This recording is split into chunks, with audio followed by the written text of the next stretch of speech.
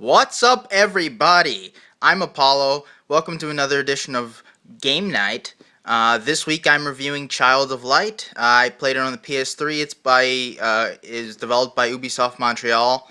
It revolves around this girl Aurora who wakes up in this strange land, Lemuria, and from there the adventure is a go.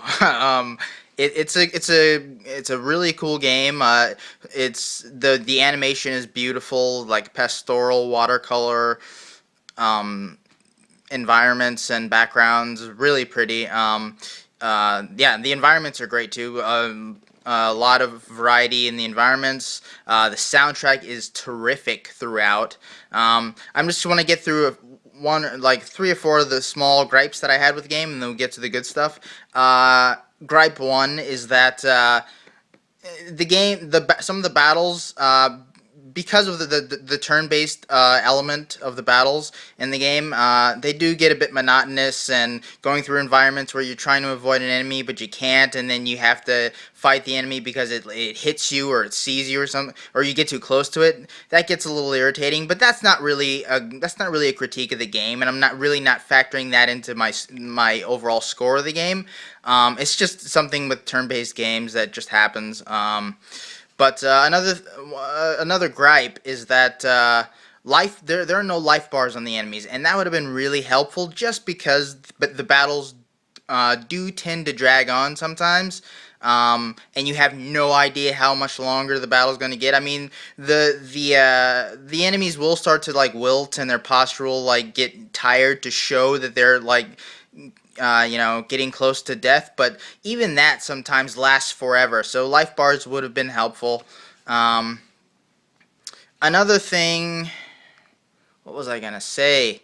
Another thing is that the difficulty of the game is actually fine. Like it's at a perfect difficulty. It's only got two. It's normal and hard. Those are the only two difficulties there are. I left it on normal. Although during the first hour and a half, I was tempted to bump it up to hard. I didn't, but I was tempted to, just because the first hour and a half is really easy. After that, it plateaus and everything actually feels like it's at a good difficulty where it's challenging but not frustrating.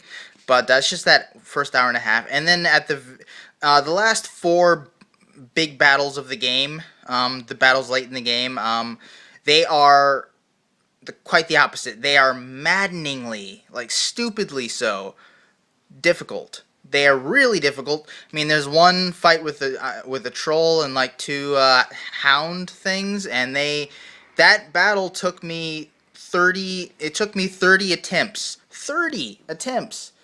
To finally get through that.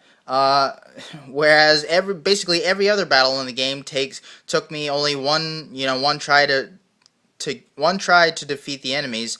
On occasion, it would take me, like, I would die and it would take me two times. But never more than that. So those last four battles taking that long, like took literally like 2 hours for each battle. In those last four battles in the game was ridiculous, and it's very strange that the developers decided to do that, like, because the game felt really good, and then you get to those last four battles and it's super frustrating. Kind of leaves a bad taste in your mouth after you finish the game, because those are right near the end of the game. But yeah, I think those are all the gripes that I have with the game. Yeah. So now let's get into the good stuff. Let's start with the combat system. It's really great, really innovative combat system, blending, like I said before, turn-based and real-time elements. So basically, every time, it's like I said, you hit an enemy, it's turn-based. So you hit an enemy or whatever, or an enemy hits you with an arrow or something, and the battle is initiated. You're in a battle arena with your party, of which there can be you gain many party members over the course of the game, like a lot of them. All of them level up. It's a great thing because all of them level up as you level up through each battle. You do level up kind of quickly. That's actually the final gripe I have, is you level up kind of quickly, a little too quickly sometimes, so that the accomplishment of leveling up doesn't feel quite so. I don't know. It doesn't feel. it doesn't really necessarily feel like an accomplishment exactly, but you know it's not too big of a deal. But like I said, there's a bunch of party members that you get over the course of the game. The first is Igniculus, who is your Firefly companion. It's also the you can also play a two-player on this game. One person playing as Aurora, the other person playing as Igniculus. And Igniculus can do a bunch of different things. I mean, he can help you in battles by flying around and picking up all these different picking up energy orbs, picking up health, picking up magic points and all that stuff, which is really cool. He can also blind enemies, temporarily slowing them down during battle. Outside of battle, he can he can reach places that Aurora can't. He can get objects that Aurora can't. He can light up dark areas and so much more. He's very, very helpful. Also pretty funny too. Before I get into the nitty gritty of the battle system, I just want to make a point that a really cool thing about the game is that everything rhymes, and I do mean everything. All the dialogue, whether it's narration, whether it's dialogue between characters, whether it's through the connections, the connections are basically the collectibles of the game, which are these papers, sheets of paper that float around, and you can collect them if you'd like. Most of them are sonnets. Others are just information about Lemuria. Sorry. Yeah, so that's pretty cool. And yeah, everything rhymes all the time. I mean, it's really great, and I'd say 97% of the time they get it right. Like, get it like, wow, how do they make that rhyme? It's incredible. And then the other 3%, it's kind of like, okay, they kind of forced this just a bit. They forced it so much to rhyme that it, doesn't necessarily make sense sometimes, but those are rare occasions. Only literally 3 or 4 throughout the entire game. It's quite an impressive feat, actually. Now, finally, back into the combat system. So you get into the battle arena, you got your party, the enemies got their party, and you have this thing. It's a timed meter on the bottom of these, prominently displayed on the bottom of the combat screen, called the timeline. And basically on the timeline you have your picture with your party's pictures with your enemy's pictures, and each of them are racing down the end of the line. Once you get to the end of the line, you can cast a spell or do an attack, or take an elixir or heal yourself or use your defense, whatever. But that last fifth of the fifth of the line is the casting zone, and when you hit the edge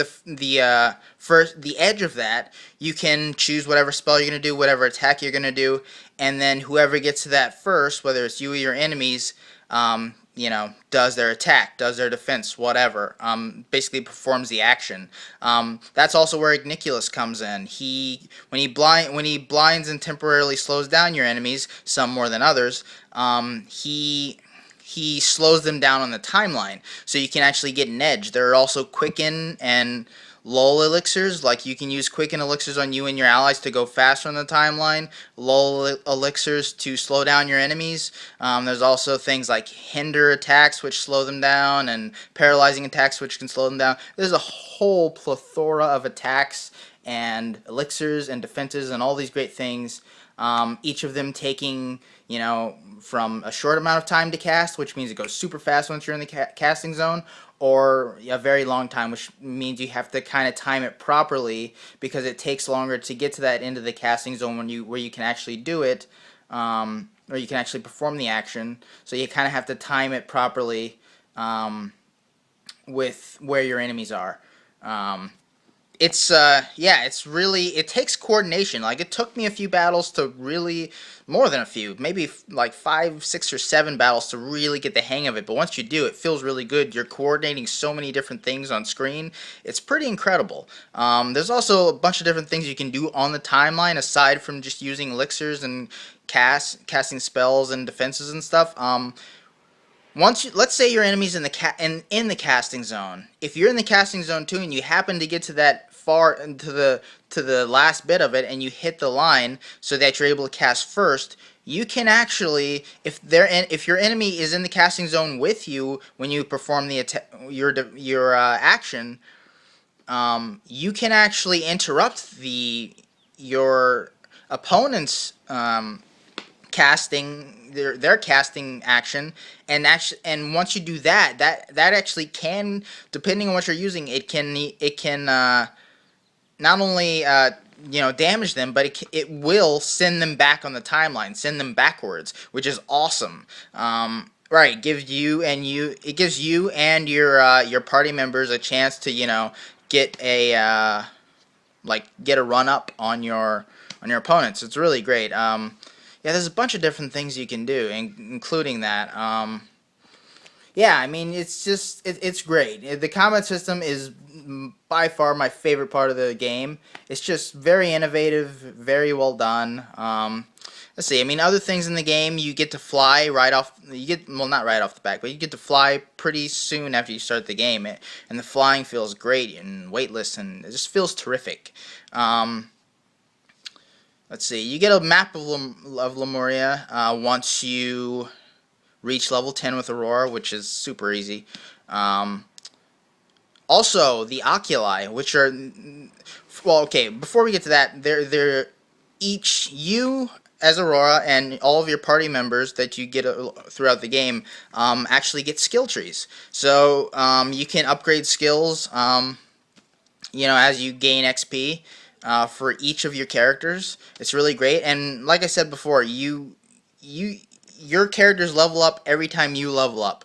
Most of them actually start at a higher level than you are, and even if you never use the characters, they still level up. So if there's a character that you rarely use, but say you want to bring him or her out this one time in this one battle, they'll be ready. You can just fix all those skills wherever you want, and they'll be at a proper appropriate level for the battle, and they will be battle ready all the time. It's pretty cool.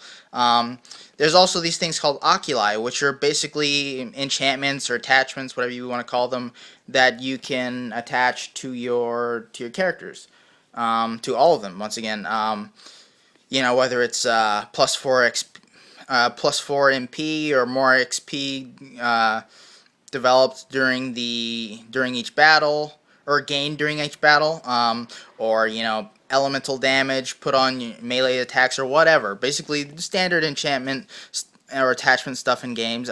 And not only can you collect those, but you can also create them. You can create your own oculi. It's really easy. They even have a how-to tip chart of exactly how to do it. It's super simple, and it's really cool. And you can create these new, more powerful, more effective, and more useful oculi. It's terrific. I mean, I'd say that's about it for Child of Light. It's a great game. I would kind of have preferred if it wasn't a turn-based game, just because there's only a couple that really stand out, although this is one of them, and though the battles do get monotonous from time to time, and some of them drag on, I really do wish there were life bars for the enemies, the game is definitely worth buying. It's a great game, it's a beautiful game in all respects, and it's great that this came from Ubisoft Montreal. It's terrific. We need to see more games like this from companies like Ubisoft. These big AAA, these games that come out with Assassin's Creed and Watch Dogs and all these different AAA franchises, which I love. But it's great to see this. This isn't an indie title, but it's just a smaller game. It's a lower tier title, but it's brilliant. It's great. That being said, I'm going to give Child of Light, I'd say, an 8.3. That's a great score. Yeah, I enjoyed it. I recommend it to anybody who likes good stories, imaginative worlds, terrific rhyming dialogue, and an incredible combat system. Alright, I am Apollo. That was Game Night. That was Child of Light. Enjoy. See you guys and girls next time.